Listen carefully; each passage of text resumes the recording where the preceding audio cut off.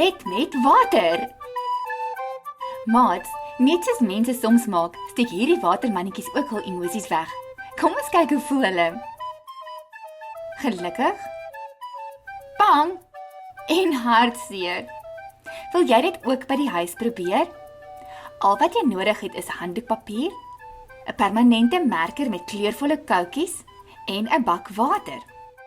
Vou die papier in die helfte en weer 'n keer in die helfte. Vou dit een keer oop en teken 'n prentjie in die blokkie. Die prentjie sal deurslaan op die agterste helfte. Kleur die agterste prentjie in soos jy daarvan hou en vou die papier mooi toe. Wanneer jy die prentjie in die water gooi, sal die kleure van agter af deurslaan na voor en sien daar, mooi ingekleurde prentjies.